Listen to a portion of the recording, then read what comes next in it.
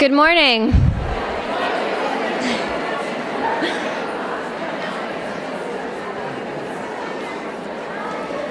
Hi, everyone. My name is Kara Culligan, and I'm the chair of this year's Dynamic Women in Business Conference. Thank you. I'm extremely thrilled to be finally kicking off this event. Before introducing our first keynote speaker, I want to take a second to talk a little bit about the theme of the conference and give you a couple of announcements. I know there's been some confusion about lunch. If you flip over your name tags, you all should have your lunch assignments there. And I'm seeing all of you do it right now. That's great. So I want to share a few thoughts about our theme and how I would love for all of you to approach today. During this planning process, I've had the great fortune of meeting so many unbelievable women, and all of whom I would describe as successful. However, I would find it really hard to describe why they all share that one trait. The truth is that each woman really exudes something intangible to go along with their impressive resume. Whether that something is confidence, contentment, balance, tenacity, it's truly unique to each one of them. My team spent a lot of time trying to understand this phenomenon. We examined our own lives to understand what it is about the word success that propels us. Everyone I've met has an incredibly different story. They've accomplished some of their life goals. They've made mistakes that help them readjust their path. They've built magnificent relationships and meaningful networks. They each have their own definition of success, and one that's been modified, scratched out, revised, and reevaluated, but one that continues to give them something to aim for and something to be proud of. This year's conference theme, as you all have been tweeting, is Success Redefined. I hope everyone here will walk away realizing that it's okay to define success personally and to redefine success many times. I ask you all to take a moment to ask yourselves why you're here. And answer truthfully, why are you really here? Are you looking for a career change? Are you looking for a career start? Are you looking just to share your story? Professor Janet Krause told me once, and she's a moderator of 2 panels today, so I hope you get a chance to see her, that yesterday is a memory, tomorrow is a figment of your imagination, and now is all there is. I encourage you all to think about that as you approach the day. What do you know about yourself and your goals now that can inform your definition of success today? And what will it take to get there? We have tried our best to facilitate that conversation for you today and hope to help shape your tomorrow. And now with that in mind, I would like to introduce our first keynote speaker, Sheila Marcello. Sheila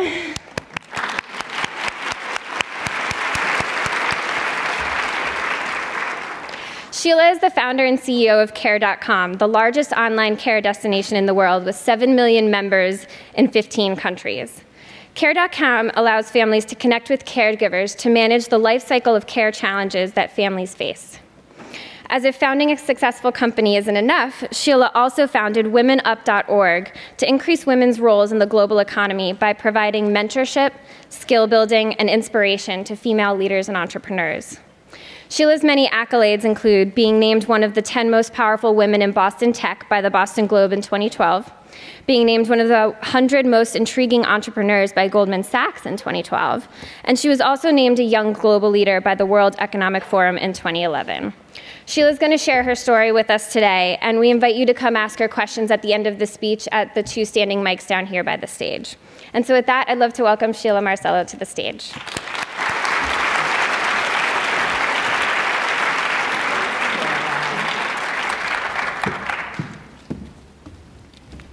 Is this working?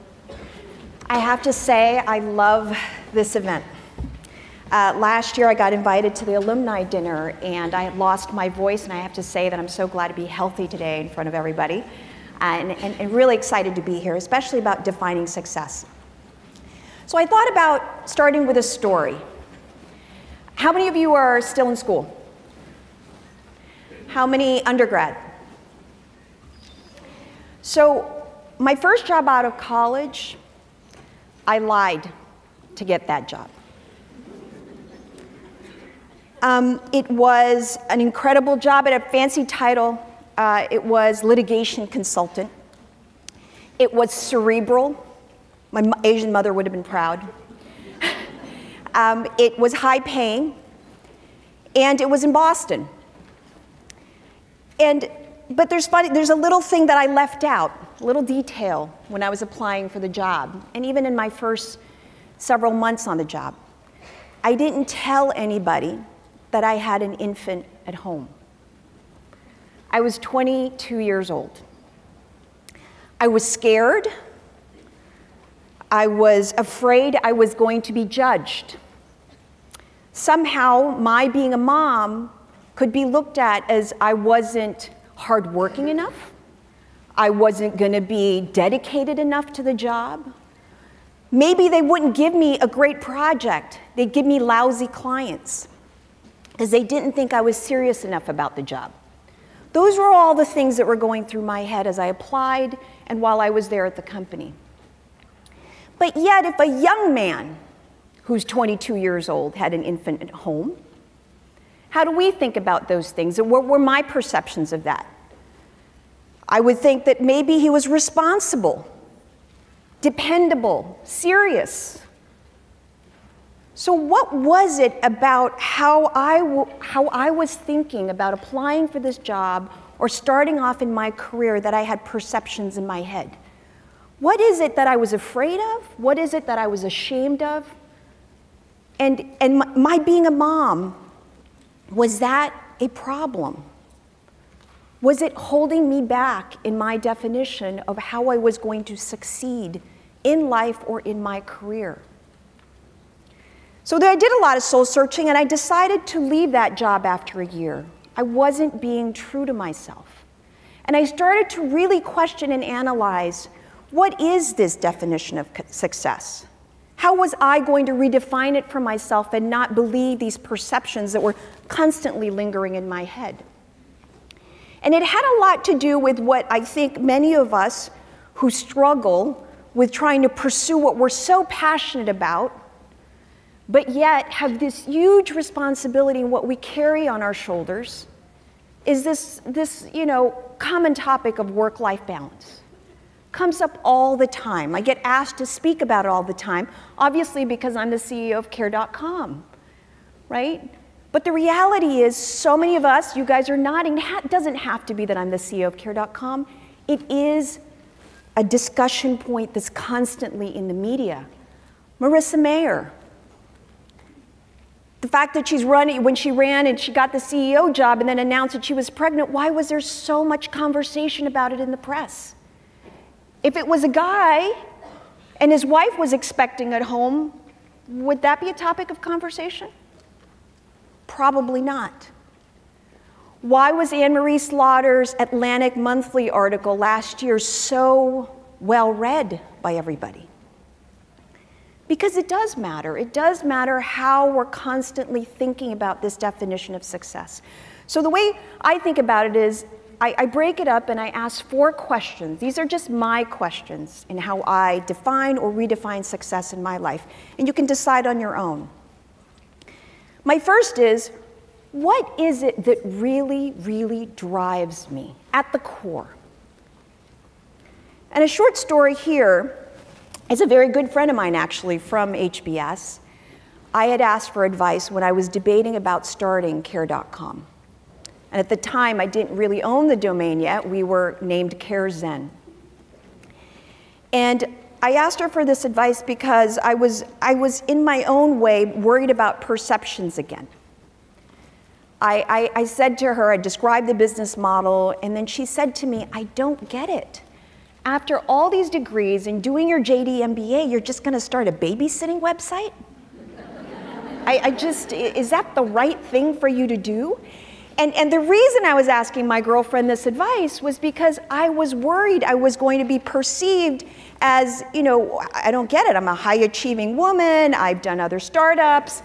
Should I go into the female space? Do I have to? Do I have to do this? And then I went to another mentor who actually happened to be a man, actually. He's at Matrix Partners, David Skok. And we went out to lunch one day, and I described my dilemma. And he looked, and at the time, too, I was getting attracted to run a mobile entertainment company. It was hip, it was faddish, it was cool. And I had the babysitting business, apparently. So at lunch, he then asked me a really important question. He said, are you in the pain business or are you in the pleasure business? And really ever thought about framing that question that way. And I looked back at my background. My first job was helping families save money for college. The second one was helping people find jobs. And this one is helping people find care. It is who I am. It is what I'm passionate about. And after I started the company, what surprised me is what my mother said to me. She said, I don't know if you know, but the #1 source of caregivers all around the world is the Philippines.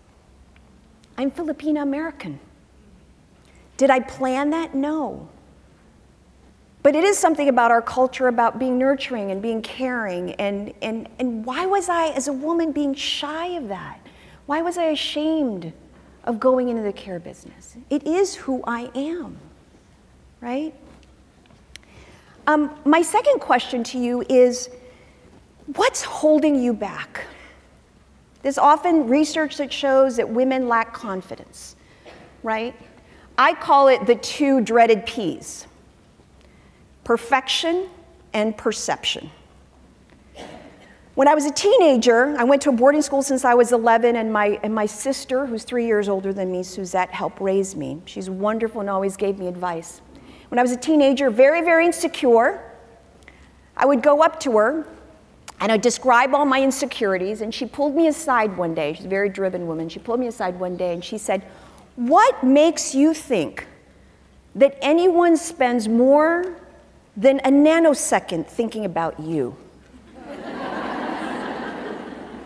How much time do you spend thinking about other people? Because obviously in this conversation, it's all about you. So if you think you're just the average human being, then stop thinking that everyone's always thinking about you, right? Why worry about that perception? And the other piece of advice is around this notion of perfection. About why is it that as women, we get, like we don't want to go out on a weekend until the house is immaculate. The dishes are put away, the kitchen is spotless. We feel stressed. I don't know about you, I feel stressed when I come home after weeks of traveling and the house is a disaster. And I feel like, why don't I have peace of mind?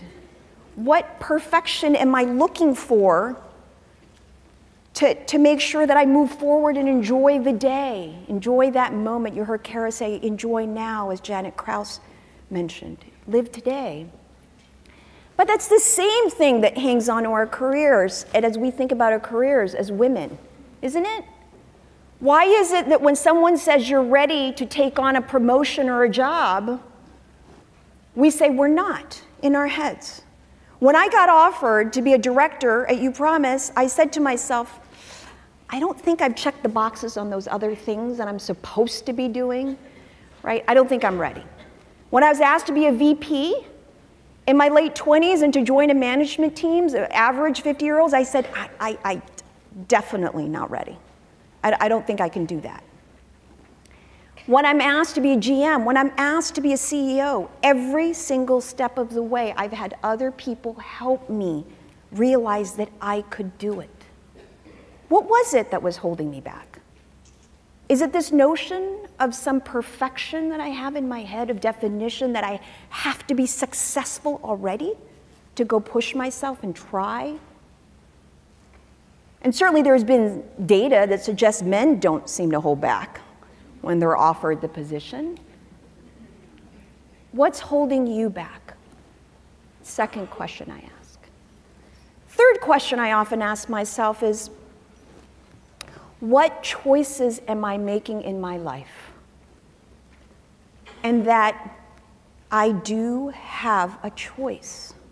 I was just talking to a friend just yesterday, Lisa Tatum, and she's also an HBS grad, and we're complaining about our lives being full and busy. We call it the good crazy. Does it feel too full? Whose choice is that? Mine. It's her choice, my choice. It's not anybody else's choice, right? A quick story here. I had a wonderful job at theladders.com in New York. I was commuting back and forth, though, between Weston here in Massachusetts and in New York City. And it was tough on my kids. And the decision was we had to move to New York because I loved my job. I went into a public school in Tribeca. I think it was PS 234. Some of you may know it. I think it's a fantastic school. Went around, toured the day. I walked out in the middle of the street. I sat on a sidewalk and I burst into tears. I said, what am I doing? My kids are perfectly happy in the Boston area. They're in a great school system. Am I doing this for me because I love my job so much? Is it for the right reasons? And sometimes we make those choices. I made the choice to leave the Ladders. Thankfully, I got a wonderful offer to work at a venture capital firm back here in Boston. But I made that choice. In our definition of success, there are choices we make, and it's not somebody else making them for you. If you're not happy in your career, if whatever is happening, whether it's in relationships, there are choices that we really can make in defining what we believe will be a successful life, right? And then the last one, my last question is I'd like everybody to just close your eyes for a second. And just imagine whatever age you think success is at, whether that's 50 or 60, and forget the lines around your eyes, don't even have to worry about that. But just imagine yourself. Where are you? What are you doing? And my last question, which is often what a lot of people don't think about when you're visualizing success, is who are you with? You open your eyes now. Every time we think of success, we think of that pinnacle on the mountain that we climbed, or that office that we're in, or the material things, or whatever it is, how you define success in your life. But often research has shown that it's often you there alone, imagining yourself. You know, we're Americans, we're independent, we pursue things, right? It's one of our qualities. But the definition of success doesn't mean that you're doing it alone. I didn't get here today by myself, certainly not. I have a wonderful partner at home, Ron, and he's just been terrific and supportive, unbelievably. And an incredible team in all the companies that we've built together, right? That success isn't my own doing. In fact, I'm going to get them to stand here because I realize many of them came this morning. I don't think they even realized that I was going to kick off the day. Please stand. This is care.com.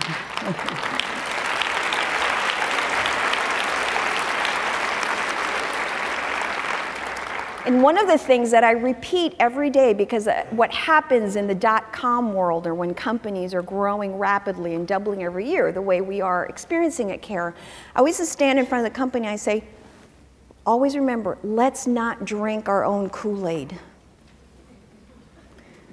We love being entrepreneurs. We're probably going to start another company together after this, and it's going to be hard again. We're going to knock on doors again. People are going to think you're that relevant, right? So always remember how hard it is to build things and to build companies together. Let's always remember that humility. And I think that has a lot to do with that last question, right? That you're not doing it alone, and always remembering to not let your ego get in the way. So how do I define success? So I ask all those questions. How do I personally define success in my life? This work-life balance that I started to define. I read a New York Times article, and it's about work-life integration for me. It's never perfect.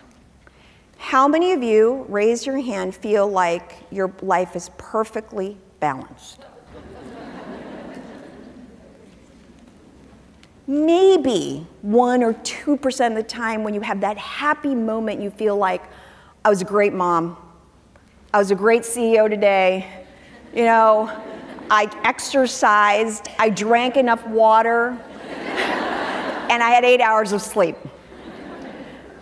Maybe one day a year, right? So what is it now in my definition? It's work-life integration. There are times when my son, who's 13, my older son's in boarding school, my older son's now in college, gosh, dating myself, he's turning 21 next week. But my younger son, sometimes it's all about him. And there are other times when I really, really need to focus on work. There was a 6-week cycle last year where we had to buy 2 companies and raise $50 million in a span of 6 weeks. And guess what? Sat my family down and I said, it's not going to be very balanced in the next 6 weeks. Okay, mommy's going to be very, very busy. It happens. So it's this work-life integration, right? But in the choices that I make, and to let go of that perfection, let go of that perception that my sister gave me advice, and the choices that we make, right? And then you can soar. But I want to close with one very last story.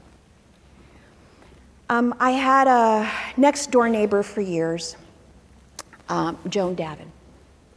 And recently, Joanna Barsh just interviewed me for a McKinsey video she's doing on how remarkable women lead, and she's a great interviewer. And she had just asked me who were the influences in my life. And my neighbor, Joan Davin, was a dentist. She gave birth to Michael, who's now off to college. He's actually now graduated from college and working in New York. And Joan, when she gave birth to Michael, ended up with an autoimmune problem. And the doctors had said to her after this, and like a year into Michael's life, that she would not live for more than a year.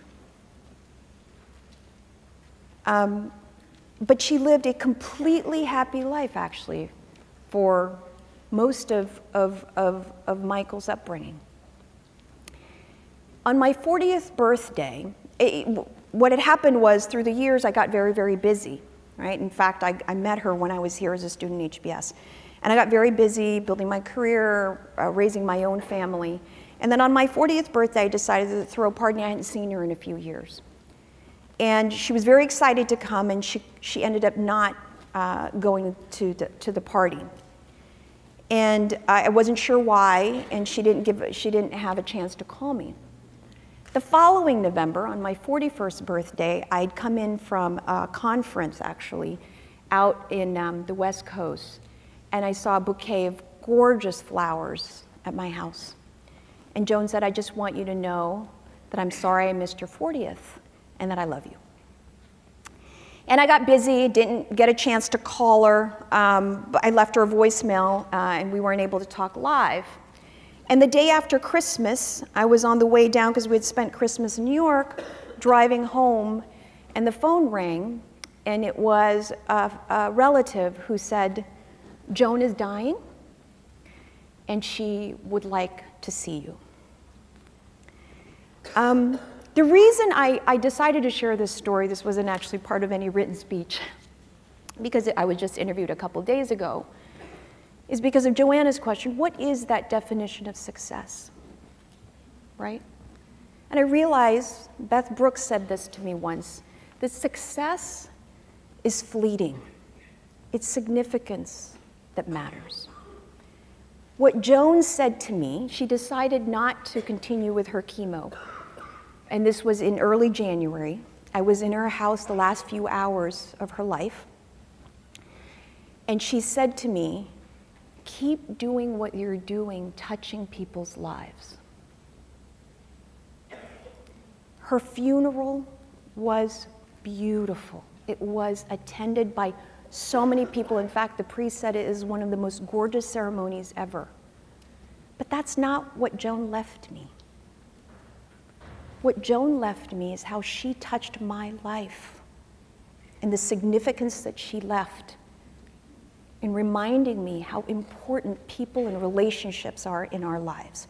So you have to ask yourself, what is your definition of success? What will you leave behind, and how will you touch people's lives?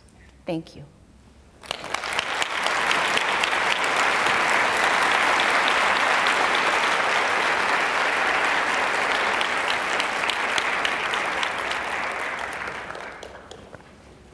and I'm supposed to stay up here for questions.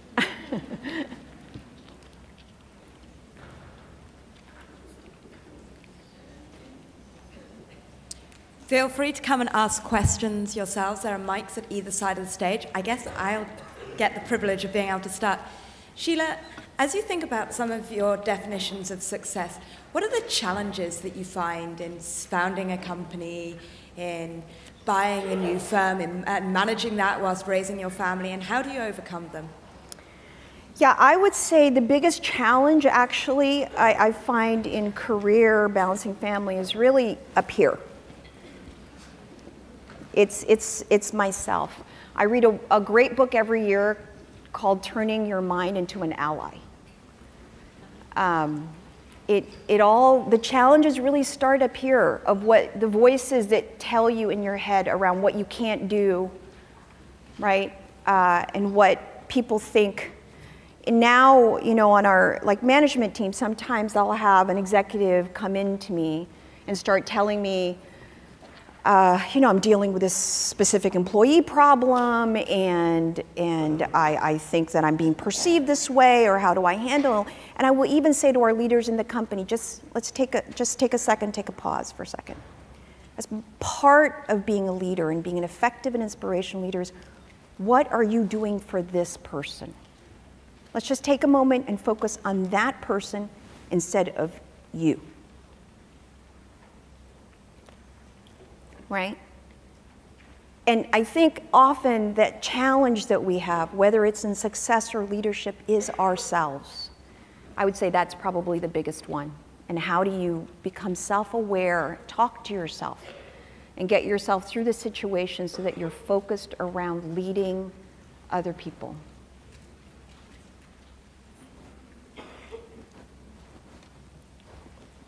Thank you so much for coming. Thank you. It seems like you've had some really amazing mentors in your life.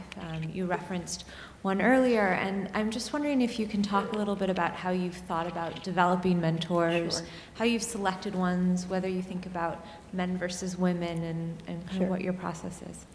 Yeah, so in finding mentors, I think both men and women, and the story I shared with a David Scott at Matrix gave me that salient advice that helped steer my career about pain versus pleasure. So now that I soon to have a 21-year-old, I sit him down, I try and give him advice on trying to find a mentor.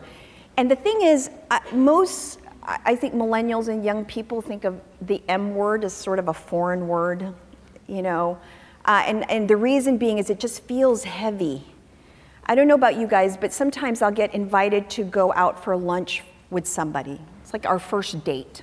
Whether it's a woman or a guy, I'm getting to know them, right? And then suddenly somebody heavy says, or a heavy question says, will you be my mentor? I just met the person. The advice is that mentoring is about relationship building. It's gotta be authentic. It has context in the relationship. So when you're looking for a mentor, make sure that there is an emotional connection, you know, a mental connect, whatever the connection is, but make it real, right? I've had people that now I mentor, Leslie, she's doing a great job, and I'm convincing her to come here instead of the West Coast Business School. And I just saw her in London. She reached out to me 5 years ago when she was starting her career at Google. And she's always keeping in touch. And it's warmth, it's real, and I hear about what's happening in her personal life, right? So it's that. It's authentic, and in fact, you get to a place beyond mentoring, and it's now called sponsorship. People, like I just described Leslie to you, it's people promote their mentors because of such a strong, authentic, long-term relationship. So make sure that it's real. Just think about dating. I mean, I usually use that analogy, and then my son gets it. Any others? Yes. Hi, Sheila. How are you? Nice to see you here. I first met you, as you remember, 5 years ago. You were on Good Morning America at ABC. We were doing a story about Frugal Family Challenge. She interviewed me. And Sheila was amazing. And I remember then, and I'm sure now, continuously, that you travel a lot. I remember you had to go back to the Philippines, back and forth, of course. It's not an easy trip. I think my question is, in rendering care and helping others find care of all levels, what is your self-care tips? In terms Self-care? of self-care tips in terms of daily. Very curious about that. You look fabulous. So. Thank you. Thank you. Somebody, I was just sitting at breakfast and somebody said, we see you all the time on television. You're actually a lot slimmer than TV. I was like, I know. I said, those 15 pounds. So, but it's always that dreaded 15 pounds for women. But for me, water, number one. I mean, it sounds crazy, but you know, flying all the time, being dehydrated, and also, by the way, water, I think scientifically lifts your metabolism by 15–20%. So definitely water. For me, it really is meditation. I know it's going to sound hokey, and journaling. I spend a lot of time journaling on the plane. I do a lot of self-reflection. When I was younger, I would do it a lot more often after a meeting, right? Because when I graduated from here, did my JD MBA, I was intense. I was a terrible manager. People did not want to work for me. I was just like, boom, boom, expected tough deadlines. You said you were going to deliver it. I don't understand. It was due today, right? I was intense in outcomes and even intense with people. And now when I have other people come, you know, join the company and ask for advice, I said, be intense in outcomes, be chill with people, right? And so it's reduced stress for me by really just more than anything else, being me. It doesn't alter whether I'm talking to a head of state, I'm talking to anybody, I'm just me. I think that reduction of stress more than anything is probably what keeps me sane, but it's through that journaling and meditation. It's a great question, thank you. Thank you. Yes. So I want to hear, when you close your eyes and envision success, what do you see and who are you with besides us? I want to know that we can build so many more great companies together that help people with an incredible team of people that I have. I always tell people that I collect people in my life. And that is at the core of who I am, and really important. And two things that Joanna just asked me, what is it about care? One is I have this dream to professionalize caregivers all around the world, whether they're Filipinas, Burmese, Jamaicans, and to treat people with respect because they are raising people we love and our children and helping our parents die with grace. We need to treat them more professionally. That's a passion. And my second is that I hope one day I don't have to constantly be talking about women in leadership because it's no longer a topic that requires conversation.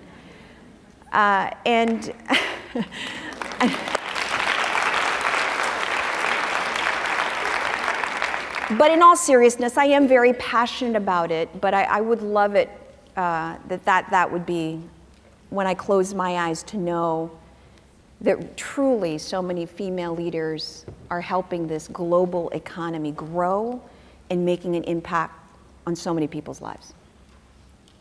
We have time for one last question. Hi, Sheila. Thank you.